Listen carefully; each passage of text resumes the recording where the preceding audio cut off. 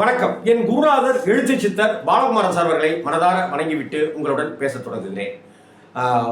பயணங்கள் இனிதாக அமையட்டும் அப்படின்ற ஒரு வார்த்தை நமக்கு உண்டு. அதே போல் பயணங்கள் முடிவதில்லை அப்படிங்கிற ஒரு வார்த்தை இல்லையா? பயணம் நடந்துக்கிட்டே இருக்கும், தொடர்ந்துக்கிட்டே இருக்கும்.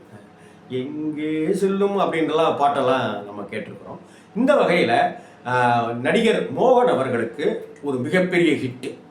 அதே போல் அதுக்கு முன்னாடி மோகன் அவர்களுடைய நெஞ்சத்தை கில்லாதே ஹிட் அடிச்சிருந்தது. அதே போல் மூடுபனி ஹிட் அடிச்சிருந்தது, கிளிஞ்சல்கள் ஹிட் அடிச்சிருந்தது. இதில் இந்த தமிழில் அவர் நடித்த மூடுபனி அது ஒரு சின்ன ரோல் தான். நெஞ்சத்தை கில்லாதே பிரதாப் போத்தன் எல்லாம் சரத்பாபு எல்லாரும் இருப்பாங்க, மோகனும் இருப்பார். இருந்தாலும் அந்த படம் 400 நாள் 450 நாள் ஓடிச்சு. அதுக்கு அடுத்தாப்புல கிளிஞ்சல்கள் தான் அவர் ஒரு தனி ஹீரோவாக வலம் வந்த முதல் படம்.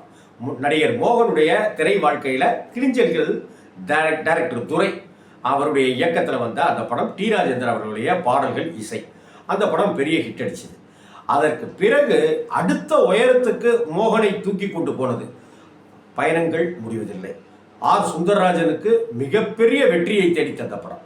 நடிகர் மோகன் அவர்களை அடுத்த உயரத்திற்கு கொண்டு சென்ற படம் மதர்லாண்ட் பிக்சர்ஸ்னு இன்னைக்கு வரைக்கும் கோவை தம்பியினுடைய அந்த பட நிறுவனத்தை பற்றி நாம் சொல்லிட்டு இருக்கிறோம்னாக்க அதற்கு காரணம் அந்த படம் தான். பயணங்கள் முடிவதில்லை அப்படிங்கிற அந்த திரைப்படம் தான். அந்த திரைப்படத்தில் அத்தனை பாடல்களையும் ஹிட்டாக்கி கொடுத்த இளையராஜா, அதை நாம் மறந்துடவே முடியாது. இவர் சொல்லுவார், ஆர் சுந்தரராஜன், அந்த படம் ஹிட்டானதுக்கு காரணம் இளையராஜா சார் தான். இளையராஜா மட்டும் இசையமைக்காமல் வேற யாராவது இசையை வைத்திருந்தால் இன்னைக்கு மோகனுக்கு இந்த லைஃப் இருக்குமா, எனக்கு இப்படி ஒரு லைஃப் இருக்குமா, மதர்லாண்ட் பிக்சர்ஸ்ன்ற கோவை தம்பியினுடைய கம்பெனி இப்படி வளர்ந்துருக்குமாங்கிறதே தெரியல. எங்களுக்கெல்லாம் ஒரு பெரிய விசிட்டிங் கார்டாக அமைஞ்ச படம் தான் பயணங்கள் முடிவதில்லை அப்படின்னு ஆர் சுந்தரராஜன் சார் பேட்டியில் சொல்லியிருந்தார். அந்த படத்தில் ஒரு பாடகராக அவர் நடிச்சிருப்பார். அந்த பாடகருக்கு கேன்சருங்கிற ஒரு விஷயம் தமிழ் சினிமாவில் ஒன்றும் புதுசு கிடையாது. இன்ஃபேக்ட் 1982 இந்த படம் வந்த சமயத்திலேயே வாழ்வே மாயம் அப்படிங்கிற திரைப்படம் ஜனவரி 26 வந்தது. இது பிப்ரவரி 24, 25 இந்த படம் வந்தது, பயணங்கள் முடிவதில்லை. அந்த படம் ஒரு தெலுங்கு படத்தினுடைய ரீமேக். கே பாலாஜி அவர்கள் தயாரிப்பில், கிருஷ்ணமூர்த்தி டைரக்ஷனில் இவர் கமல், ஸ்ரீதேவி, ஸ்ரீபிரியா அவங்கெல்லாம் நடித்த அந்த படம். என்ன சொல்லப்போனா கமல், ஸ்ரீதேவி, ஸ்ரீபிரியா, அம்பிகா 3 பேருமே நடிச்சிருப்பாங்க. அம்பிகா தான் வளர்ந்து வர ஸ்டேஜ். இந்த படம் பயணங்கள் முடிவதில்லையில் பார்த்தாக்கா எஸ்வி சேகர் மோகனுடைய நண்பராக நடிச்சிருப்பார். கவுண்டமணி அந்த படத்தில் அட்டகாசம் பண்ணியிருப்பார். இந்த சென்னை நகரத்திலேன்னு அவர் சொல்கிற டயலாக் எல்லாமே ஒரு வடிவமைத்து கொடுத்தது தான். கவுண்டமணியோடைய அடுத்தடுத்த வளர்ச்சிக்கு அந்த படம்லாம் உதவுச்சு. பிற்பாடு வந்த வைதேகி காத்திருந்தால்தான் கவுண்டமணியும் செந்திலும் ஜோடி போட்டது. அப்படி ஜோடி போடுவதற்கு காரணமாக இருந்தவர்கள் லாரல் ஹார்டியாக மாற்றியவருங்கிற பெருமை ஆர் சுந்தரராஜன் சாருக்கு உண்டு.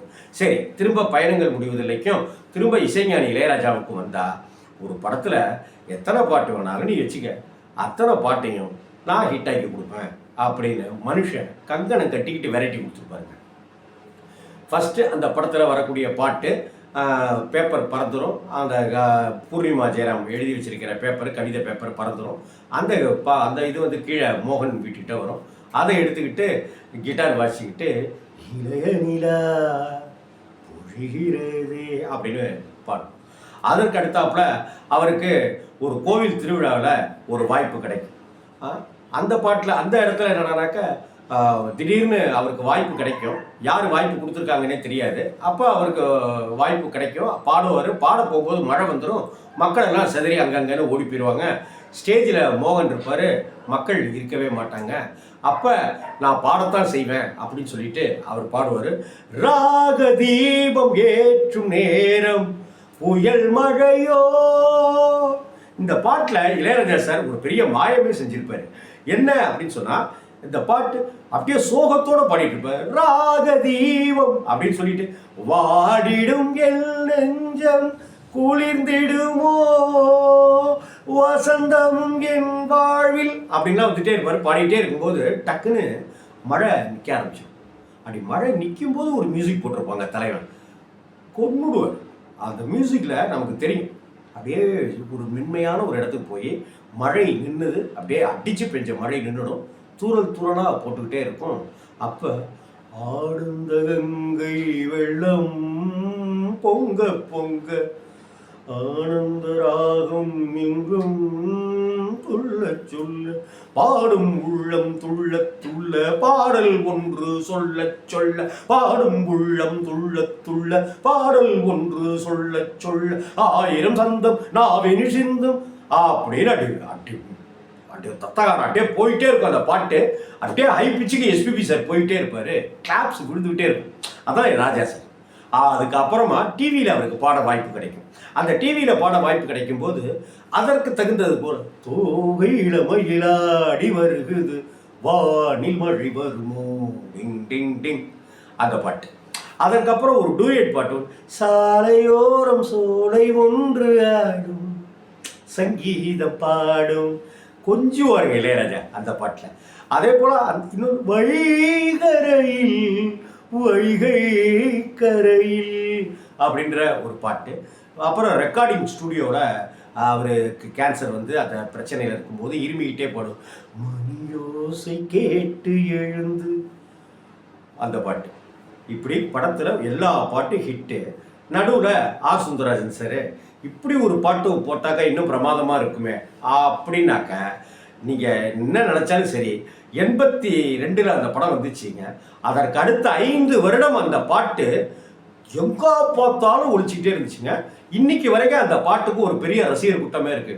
டிங் டிங் டிங் டிங்னு அடிக்க ஆரம்பிச்சு ஆத்தா ஆத்தோரமா வரியா டட்டங் டட்டங் நான் பார்த்தா பார்க்காமலே பொறியா அடி விளையாடுவர் தலைவர் எஸ்பிபி. இளையராஜா சார் தான் இப்படியான வெரைட்டியை ஒரே படத்துக்குள்ளார கொடுக்க முடியும். அதே போல் இந்த படத்தில் எஸ்பிபி ஜானகி 2 பேர் தான் பாடியிருப்பாங்க. ஏன்னா அவர் ஒரு பாடகர், அந்த பாடகருக்கு ஒரு வாய்ஸ் கொடுப்பார், மோகனுக்கு ஒரு வாய்ஸ். அந்த வாய்ஸ் மோகனுக்கு எஸ்என் சுரேந்தர் வாய்ஸ் கொடுப்பார் படத்தில். இங்கே பார்த்தீங்கன்னாக்க அந்த படம் முழுக்க எஸ்பிபி வாய்ஸ் கொடுத்துருப்பார். இதை நீங்கள் எந்த படத்தில் வேணாலும் எடுத்து பாருங்கள். இளையராஜா காலகட்டத்திற்கு அடுத்து வந்தவர்கள் எல்லாருமே இந்த பாட்டு யாருக்கான பாட்டுன்னு கண்டுபிடிக்க முடியாது. ஒரு டிஎம்எஸ் பாடுற பாட்டை வச்சுக்கிட்டு எம்ஜிஆருக்கான பாட்டா, சிவாஜிக்கான பாட்டா, ஜெய்சங்கருக்கான பாட்டா, ஜெமினி கணேசனுக்கான பாட்டா, ரவிச்சந்திரனுக்கான பாட்டான்னு கண்டுபிடிச்சிடலாம். ஆனால் இன்னைக்கு அப்படி கண்டுபிடிக்க முடியாது. ஒரு எஸ்பிபி கமலுக்கு பாடுற பாட்டு என்ன, ரஜினிக்கு பாடுற பாட்டு என்ன, விஜயகாந்துக்கு பாடுற பாட்டு என்ன, சத்யராஜுக்கு, பிரபுவுக்கு அப்படின்றலாம் பிரிச்சிடலாம். ஆனால் இன்னைக்கு எந்த நடிகருக்கு எந்த பாடகர் பாடுறாங்க அப்படிங்கிறதே நமக்கு தெரியல.